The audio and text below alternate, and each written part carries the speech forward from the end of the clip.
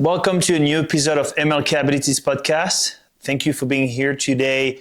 We're going to approach a different topic.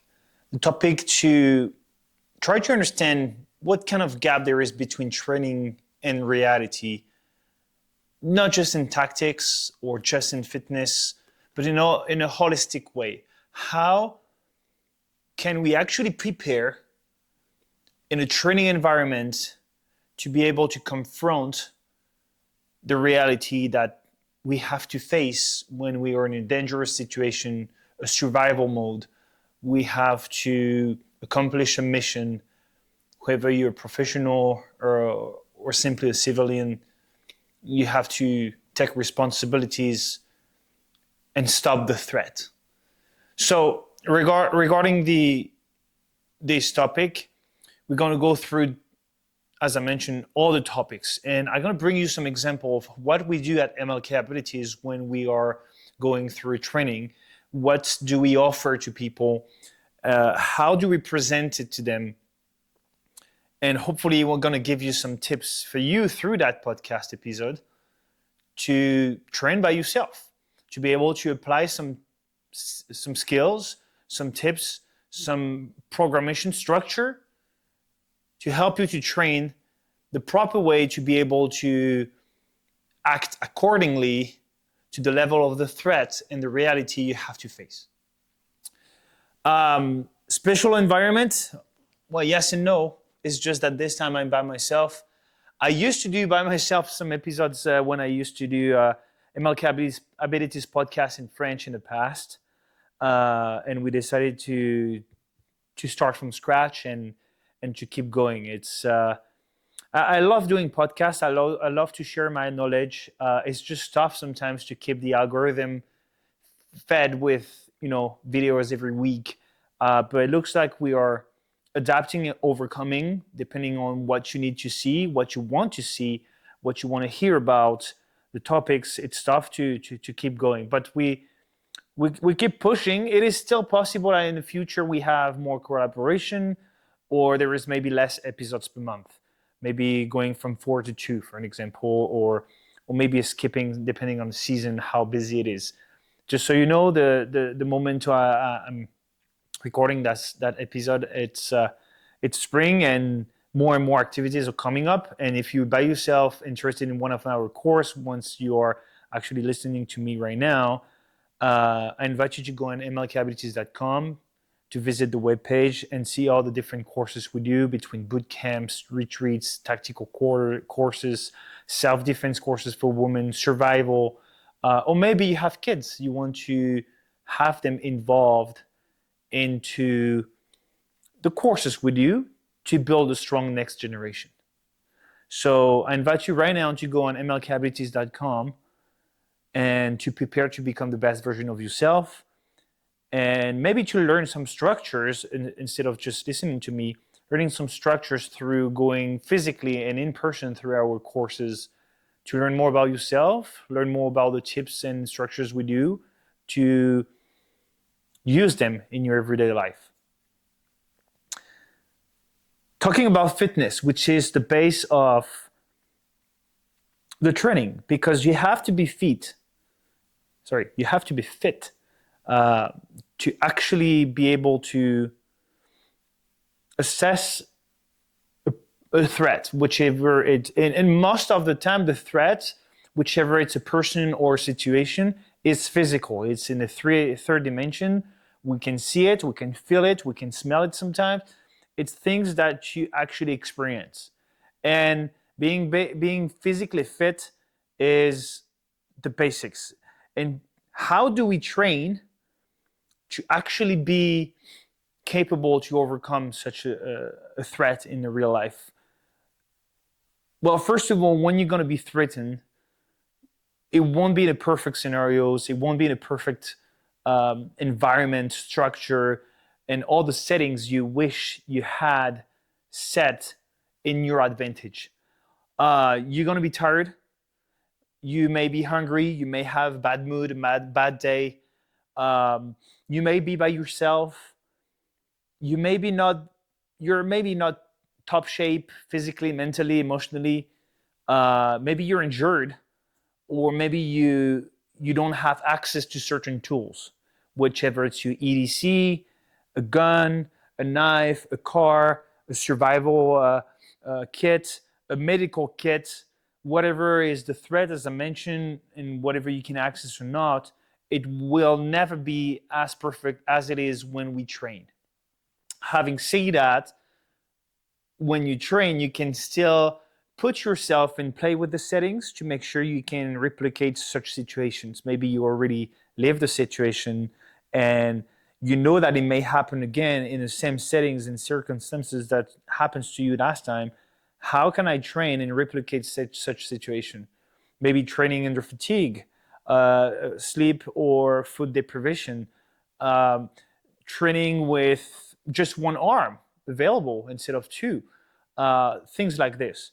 In the past episode, we talked about it was during the free webinar that I invite you to go and check it out if you want to learn more. It was about fitness and tactics in policing, but also as a first responder. And Alex told us that you should try to work out differently, not just in a linear way or in a way that we used to push things like straight with our both arms with the same weight. Maybe you should try to play with weight and handles, and maybe having less weight on the right side and more on the left side. And how do you manage to actually carry that weight through it, or to bring it over your shoulder from a very terrible angle that may hurt your back, but if you do it properly during a training session, you can maybe just build skills and build your body differently to be able to counter attack the potential injuries that can happen to you. So the fitness is very important because you will need the maximum ability of your body when you have to respond to threat. Let's say a fight, for an example. Someone comes to you and start to fight with you with a knife or just a fist fight.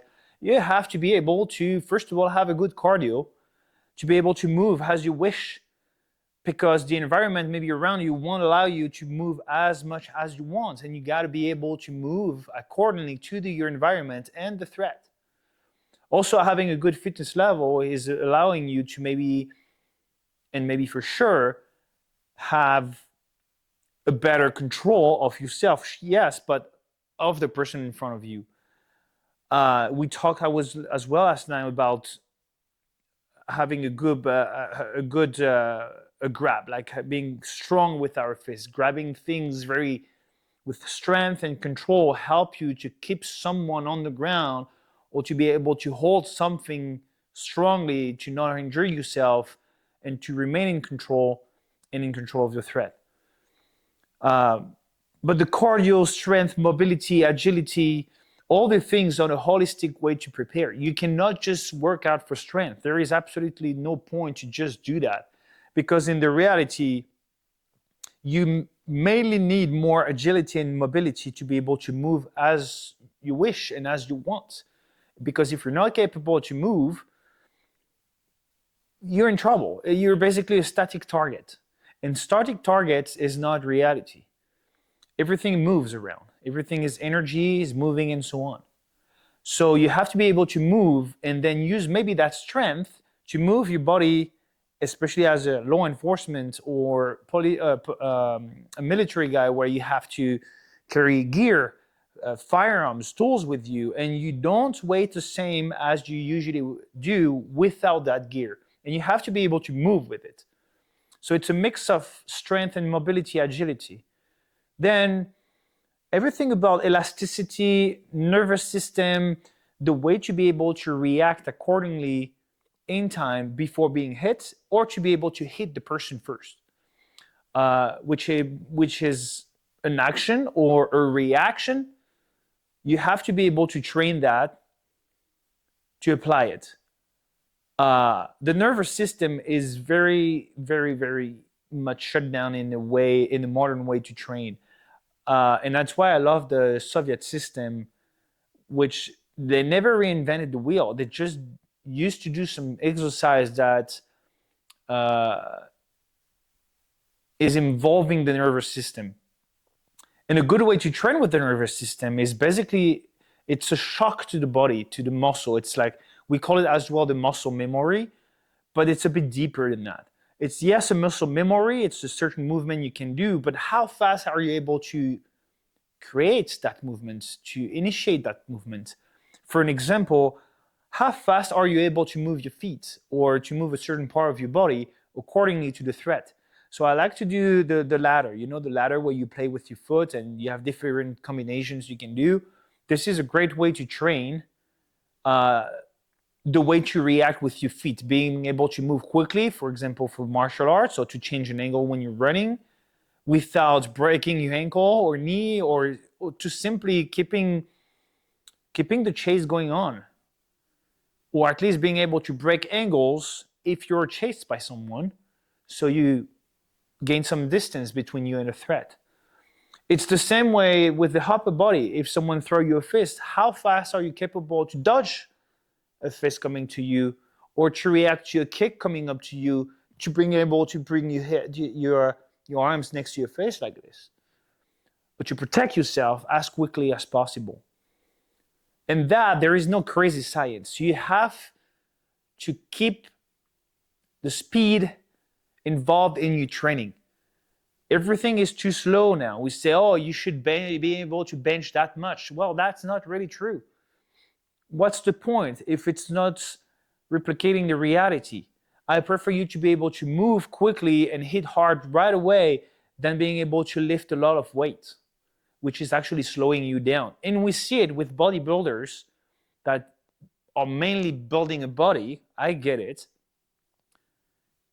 Some of them are capable to push a lot of weights, but very, very slowly.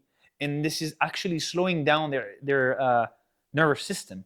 And this is where it's not very helpful, because yes, they are maybe strong, maybe they look very fit and good. That's fine, no problem with that. But how capable are you to fight in the street? How is your cardio? How is your time to react to it? So being able to move as you wish, as well as using the force you need or strength you need to attack or counterattack, to lift something as quickly as possible, because you need to, save someone that was in a car crash, or move a rock, or during a hike someone fell and then a tree rolled over the leg. You have to be able to lift it up as quickly as possible. All these little things we can count. There is so many examples of people being in trouble because of lack of awareness and relying on someone that is physically not just strong, but capable to move, being agile, and so on and so on. A good way to train and to replicate reality for not just many professions, but also as a civilian, to be able to pick up, to move, to jump, to vault, to crawl, obstacle course. I've seen so many people from different disciplines coming to the obstacle course, hitting the course, and getting totally gassed way before half of it. And we talk about a 500 meters length obstacle course with 24 obstacles. That is a combination with walls, net to crawl under, a ramp, balancing, jumping, carrying, throwing, all this stuff. It's a full body workout. And trust me, after a certain point, simply vaulting a 6-foot wall becomes the end of the world, and many people need 1 to 3 attempts to be able to pass that wall properly. And for that, this is not just about strength and or mobility. It's also the agility to be able to vault. And when we talk about agility, we talk about technique. The good technique to go over a wall and to save energy, or to spread the energy use throughout the full body. So if you can do obstacle course, you don't especially need a very well done obstacle course if you don't have access to it. You can still build some, but you can just simply go in nature, where nature offers you different natural obstacles, jumping over a river, balancing on a trunk, carrying some rocks, jumping over, a little cliff, or using some urban environment as well. You can go in town and you can do so many things with the urban environment you can find. Instead of going just for a walk or just for a run, why don't you try to, I don't know, jump over benches, doing some vaulting over walls, over fences? Why not crawling somewhere? Why not climbing to a tree, doing some pull-ups or to hang to from a branch? All this kind of stuff you can very access it for free and still kind of change the way to train, because staying in the same environment build a comfort zone that after that is keeping you in a comfort zone where it won't replicate reality at some point, right? The reality is not comfortable, it's not going the way you want, and this is not ideal. So it's important to switch. It's okay to do some strength sometimes, and then to switch to mobility, and then to switch to a plyometric, and then on the nervous system only, or some mental games involved with that, and then do some running, and then do some swimming, martial arts. The goal is to be the most holistic person possible. And once you're fit, you can actually go deeper and understand maybe tactics and strategies and scenarios better when we approach another environment. And this is also a part of the topic, and I'm going to talk about tactics, but tactics in a very general way, not just about CQB, but tactics when you are threatened by a knife, for an example, where we play some scenarios where you have actually to react to a threat. And the way we help people to understand through our courses is very, very simple. And you can actually use that for yourself. First of all, you have to know what you're talking about. And here we talk about theories, history, culture, about a topic. So whatever you want to be better, you want to become better at situational awareness, or just simply fighting, not just for sports, but to defend yourself.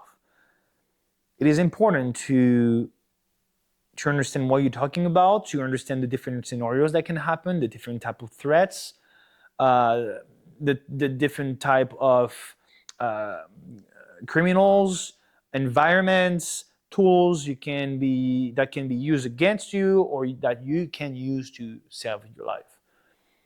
And understanding that is important. From there, you can understand the patterns and build some basic movements and use the biomechanics in your advantage. And then we start to merge biomechanics with fitness. And if you're fit enough, you will be able to focus only on techniques instead of just the fitness level that you need as a requirements to be able to apply these techniques. For an example, when we do the knife defense, we always start right after the theory, where I explain like situational awareness, the type of weapons, the type of attacks, where is it from most of the time, if the hands are hidden, we always expect that to be armed. And all these basics are prior to that. Now we jump into scenarios where the person actually have the knife, and to start as a warm-up, I say simply, let's start with basic movements and biomechanics. We just want to redirect the threat. So most of the time, a guy that has a knife going to try to stab you from the hip to you, all right? So with a simple movement going towards you, all right, with a pronation grip on the knife, all right, and try to stab you this way, not slicing you. When they want to attack you, they won't want to slice you. They want to kill you, so they're going to stab you, right? And the goal here is to understand that you have to put your hips away from the threat, but at the same time, you have to be able to swing with your arm. You have to be able to swing it and redirect the hand of the threat away from you. And ideally, you try to run at the opposite way. In the same side of the weapon that is armed. So let's say I'm facing you right now, and I try to stab you with my right hand. Your goal is to go on my left, because I have more reach keeping going on from the right to left than going to from right to right. It's tougher for me. So for you, You have to break the distance and go away from that reach by going at the opposite way. And all I teach is simply to redirect by hitting the arm and the forearm and being able to manage distance as well. And we do that for 1 minute. 1 minute, you have the stabby and you have the stabber. And the stabber tries to stab you as many times as he can by moving and trying to chase you all the time. And your goal is to put your hips away and redirect the knife all the time. A basic movement. For 1 minute, we do that most of the time, and half of the class, if not more, are gassed up. And yeah, they like cardio. They understand that it goes fast, that 1 minute is very long because they're in a survival mode and there is a tunnel effects going on. So now we start to scratch a bit the surface of the reality compared to training. So we understand what's going on. We bring a bit of training. If you fit, that's fine, it's good. But how do you use this training accordingly to a reality check scenario?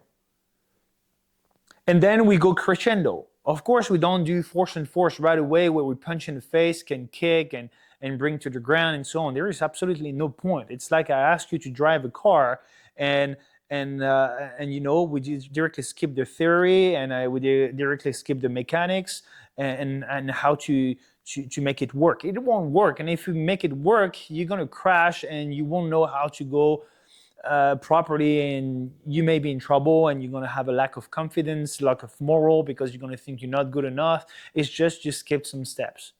So we build the skills slowly.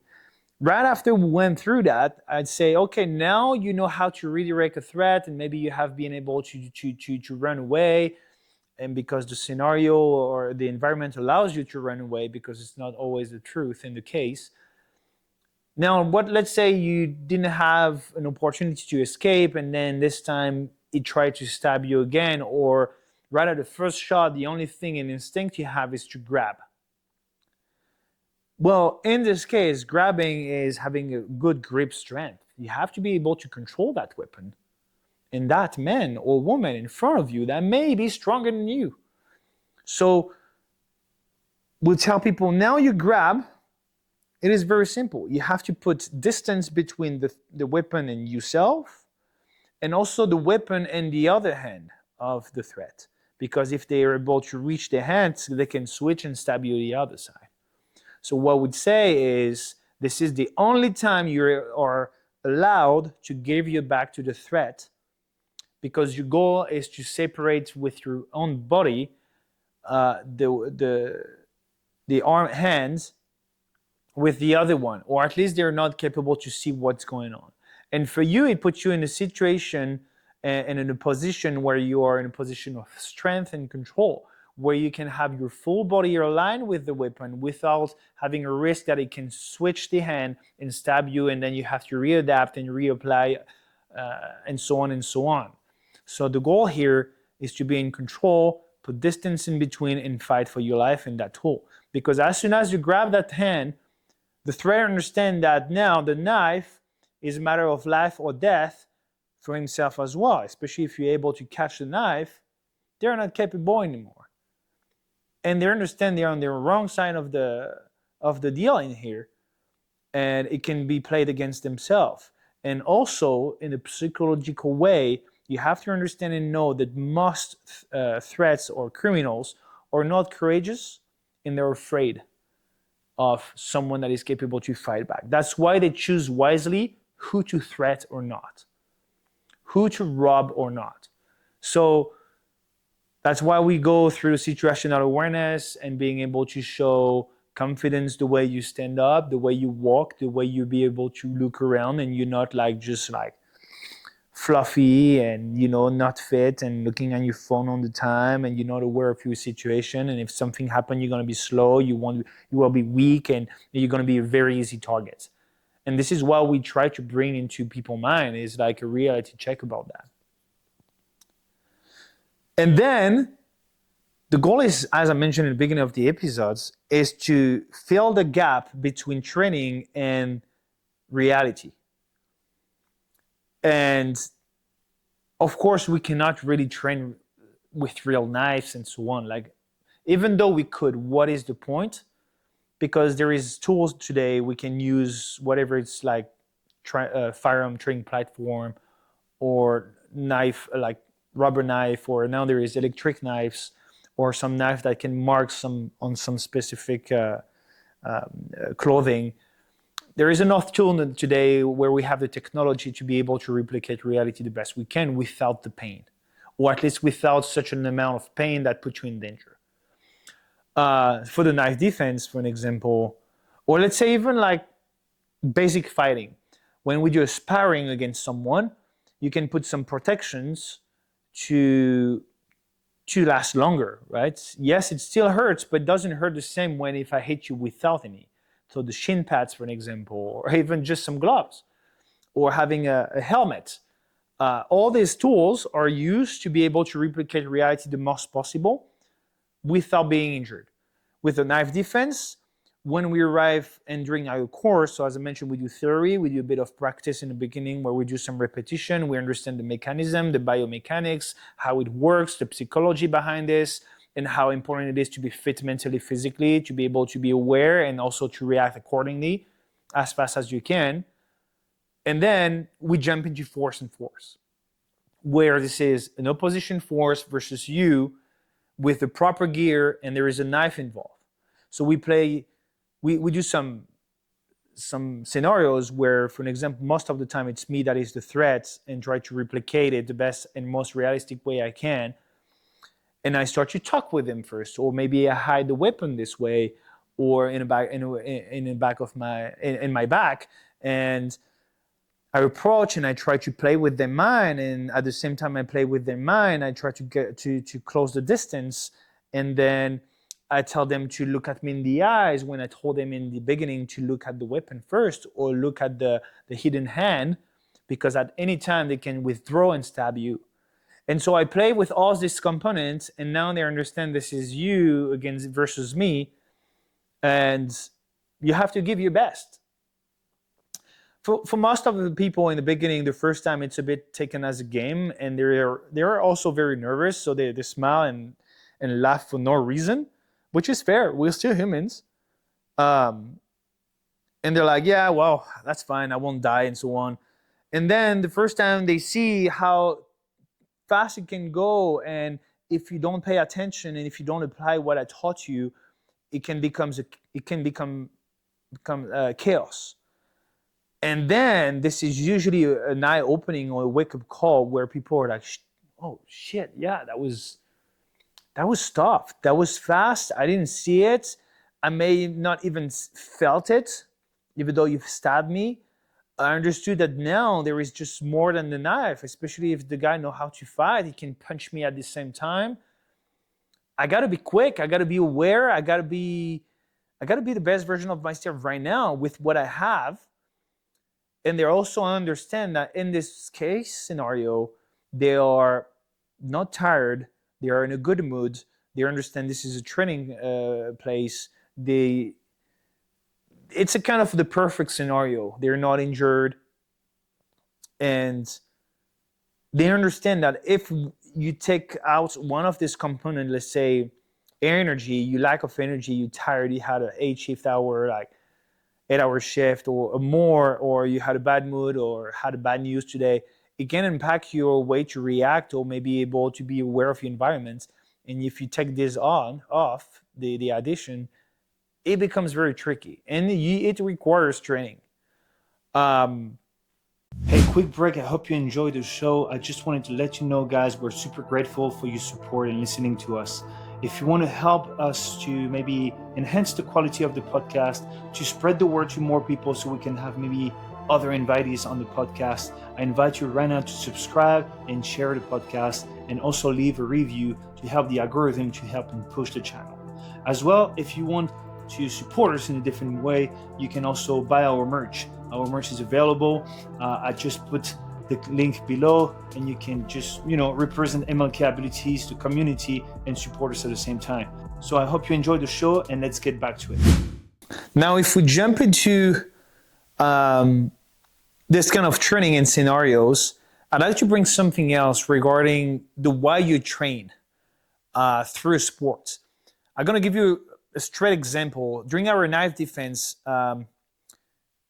we sometimes have some jiu-jitsu and martial arts practitioner, but mostly jiu-jitsu practitioner or people that work on the ground arrive there with a lot of confidence, and this is fine. I'm gonna give you an example of someone that is very good at it. He's a great fellow. He trains and he understood a lot of things through the type of training we give. And he wants to attend more, and nothing against him. I just gave an example to make you understand how it works. A lot of people train for their sports and or see a sports, even if it brings you closer to, the reality. It's still not reality. It's still sports. There is still rules, a referee, a special environment, and so on and so on. And this guy is from jiu-jitsu. He's very good at it. Purple belt, comes over. We do some scenarios, and now this is force and force, fine. And then he's very good. I'm the opposition force. We finish, we end up on the ground. He starts to do an arm bar on me. I have the knife, and all I do is basically I see him going, and I just turn my arm like this, and when he pulls, he stabbed himself doing an arm bar. So, technically, in a sportive way, that's perfect. He submit me, and everything is fine. In the reality way, he stabbed himself. So the technique that can be good in a sports situation compromise him in a reality situation or scenario type for training. And then he understand that, damn man, I didn't think about this. I was in a mode where I have to train and for reality, but my sports skills took over or my mindset took over and I completely forgot about it. Well, I was not aware because I didn't have the pain. But even if he had the pain, it was too late. So it was a good wake-up call for him, and now he's very careful with that and plays differently around this, and he's able to switch to different mode in his mindset to understand that, hey, this is not just sports, this is still not reality, but this is still the in-between where we do some scenarios that replicate reality. And so he understood that he has to adapt to it, even though he already had the skills and the fitness level to do so and abilities to do it. So that is very important to understand that there is a difference between an environment where this is about sports, competition, scores, ranking, where you train on a mat, where you train with a referee, maybe with a ring, with a special environment, where into the streets, when you go back outside, this is concrete on the ground. There is no referee, there is no law enforcement, there is no rules. There is no one going to tell you you can or cannot do this or that. You have to be able to adapt to the situation and to be able to understand that now this is not a game, this is not a sport, this is reality. I can still use my skill to defend myself, which is the first thing I did tell people who come to my courses. The first thing you should do is martial arts and use them in a reality way when you need them. And from that, by being able to switch mindsets and to train in different environments, not just going to do jiu-jitsu, but also to do some MMA and or striking, and then going to do some night defense, and then do some shooting, and trying to be more holistic in a way where you build all the skills slowly instead of just one skills around that circle of skills. That's the way to go. It trains your mindset to adapt to different situations and not just only one. You always jump out of your comfort zone as well. I think it has a lot of benefits to from that. Now, if we jump into the tactical world where you have to use some firearms training platform, usually with law enforcement in CQB environment or VCQB, or shooting it's rare because shooting courses are made to make you a better shooter. Where tactics, you already come as a shooter and you have to adapt and be able to shoot, no shoot. And to be honest, even in reality, we don't really check where you grouped your shots. You just have to be able to shoot the target. That's all we ask you, wherever it is, and then you readapt. But that's different, right? Shooting skills is the skill to be able to be better at shooting only. have better groups, better accurate, to be more accurate and precise and so on. Where in tacticals, the goal is to be able to handle a situation that is closer to the reality. Where it's not just about being able to shoot, no shoot, it's to be able to move, to think, to communicate, to de-escalate, to use a certain gear or not, to switch strategies and tactics depending on what you need or what you can or cannot do. It's way more than just shooting or just biomechanics or more than just understanding the environment. This is a combination of all that. And this is where few people, like a lot of people, miss out. They think it's just like shooting targets in buildings, and that's not that at all. I mean, it is, but it is not. This is not the main goal. This is not why we train, and this is not the outcome.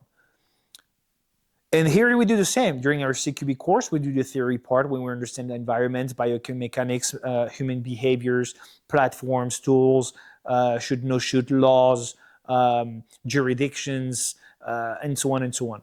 So we kind of galvanize people to understand, hey, this is what you're going to encounter. Now you know. And then you got to choose in your toolbox what to use or not use. Then we start to do some practice with versus no one and in empty rooms. And believe it or not, like once we start to jump into the versus targets only, which is the intermediate level, where we do empty rooms, then we do static targets, and then we do force and force versus people that can move. But in the targets environment, this is very funny because the stress level will rise a bit. They know they are watched. They know they have to do well. But they know that if they fucked up with a shoot, no shoot, they can, your moral is impacted and competencies and so on and so on. And so their stress level will rise automatically. And sometimes we ask people to clear rooms and they don't even see the targets because tunnel effect, and because they're stressed and there's too many things to deal with at the same time. And it doesn't mean that going faster or aggressively will solve the issue. Not at all. It will just expose you to so many things at the same time that it's going to be an overload of information. And then we jump into force and force once we're ready. We're here, this is not just about tactics. I mean, it is about tactics, but are you able to move physically for, more than 5 minutes, more than an hour, with a firearm, with understanding the laws you have to apply, understanding the situation you're in, and then being in contact with that person, applying the proper footwork, techniques, understanding the environment, getting in contact with that person, and from that contact being able to de-escalate the situation depending if they are armed, no armed, excited or not, and the drugs or not, maybe a slip, maybe they have a knife, they have a firearm, maybe they have nothing, maybe this is just a non-lethal subject, this is just a hostage, whatever. Maybe you have two people to deal with at the same time. You have to deal with all that, and their stress level is at the highest. And you have to be able to control that because you have no solutions, especially when it's your profession, you have to do so. And even for civilians, like let's say someone breaks in your house, are you able to de-escalate the situation and make sure that no one's going to shoot anything, even yourself, even if you would love to? You may not be able to because otherwise you're going to go to jail and go away from your family. Or maybe if you took the wrong decision and you just decide to shoot in the wrong environment space, the bullet, if you miss, going to go through the wall maybe, and kill someone else that is the opposite side of the room or the house, and you may injure them or kill them or draw attention on anything else. So that's why it's very important to understand your environment and being able to train versus actual forces that can move, think, communicate back. And this is where it becomes tricky because you definitely lose the track of time. You have many things to handle, including a human being in front of you, not just yourself with what you think or do or not.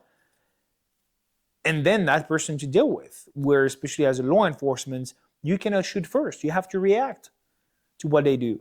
You have to try to apply and to be able to be in control of it or of these people to solve the mission and the problem.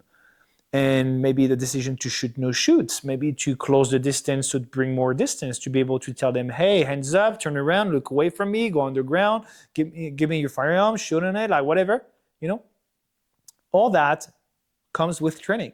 You cannot just train by watching cool videos on YouTube or Instagram and say, yeah, I can do that. I do it better, and I'm gonna take the time to comment, to say shit, instead of going to train with my community, making a contact with a law enforcement guy, working with guys that provide training, that want maybe to discover something, or someone else that have all the skills you can exchange with and train together because you're on the same mindset, you have the same gear, whatever it is. It's important to train this way to fill the gap between reality and the training part. And as we say, you have to be good physically first to be able to rely on yourself mentally as well. So you're not focusing only on how exhausted you are, but how quickly you can process information to take proper decisions, and then to solve the outcomes the best way possible. So this is how we go crescendo in every training to get closer to the reality. And this is why people really appreciate it. They appreciate the time we do to do so, and then to rethink and to debrief on every situation about that. So this is what also brings more values to the training, to fill the gap with reality, is to be able to debrief. How did you feel during that moment? How was it for you? What do you think you did well, you did wrong? What do you think the outcome is for you? And believe it or not, a lot of people are professional since years, and they still learn a lot during this training because they don't do it a lot. There is not enough training provided, depending on the governments, depending on the province, depending on departments, depending on the rules, the policies, so many things. And most people have to pay from their pocket to get that training done and or sustained and maintained all year long. It's not just one time per year. It should be one time per month minimum.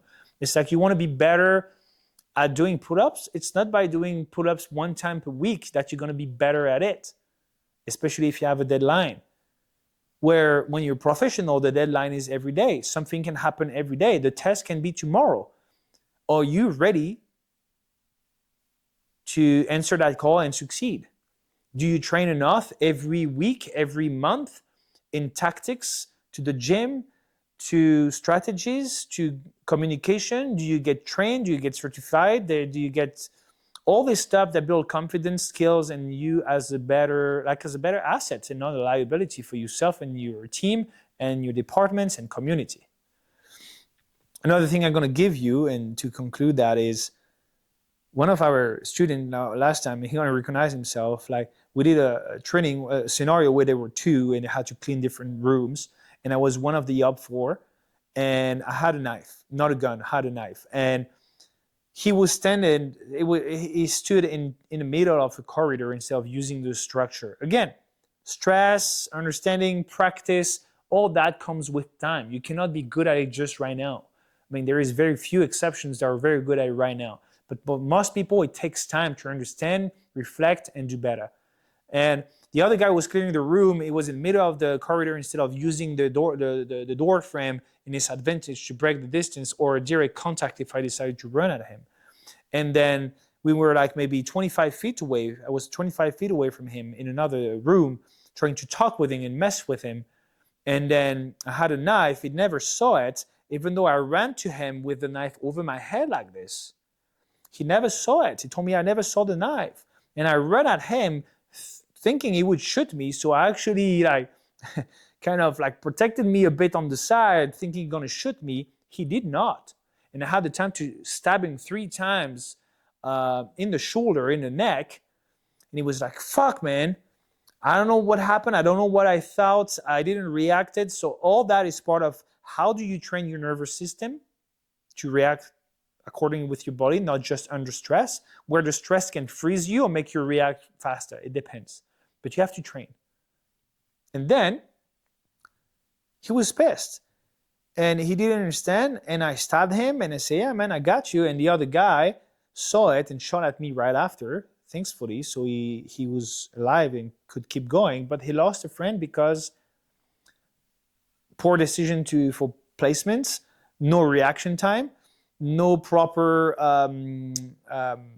maybe communication, but for sure analyzation of what's going on. Did I have a knife or not? Why did I run to him?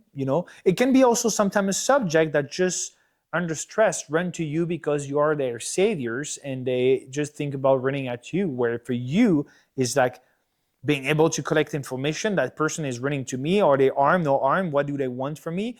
Many things, and being able to react like, no, you stop right now, I'm going to shoot you, whatever. It's very tough. In this case, I was a threat. It didn't shoot me. But what if I was a subject that is an hostage, no arm, and run at him and jump onto him? What if he shot me? It can work this way as well. So only that can be solved by problem. This problem can only be solved by training, and there is no other ways. And the way you're going to be on the field, on duty, it's maybe too late, and you fall back to what is your training level, and it's only up to you to make it raise or keep it in stagnation. So I hope it helped. What I invite you to do is, if you want to learn more or if you want to train with us, go on mlkabilities.com. Links are in the description below. Come to us, knife defense, self-defense, boot camps, medical and survival workshops, tactics for law enforcement and professionals, shooting courses. All these courses, we offer them. So if you have any interest, subscribe to the newsletter as well, for the Pro Access newsletter as well if you're a professional. And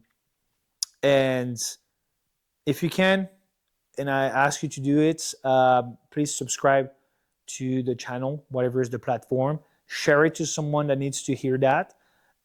Take care of yourself, train. If you need to know more, let me know. Please comment in the comment section if you'd like me to talk about any other topic. And to bring more information about different topics. Thank you very much for watching. Hope it was good for you. You learned something today, and mostly I hope you're gonna start to train this way to fill the gap between training and reality. All right, take care up there, and I see you in the next episode. Take care. Bye-bye. The first thing I would say that is very important as a man, if today you want to try to solve an issue in your life and try to go back to brotherhood, is you have to find your brotherhood. And it starts with one man with who you can share your issues and struggles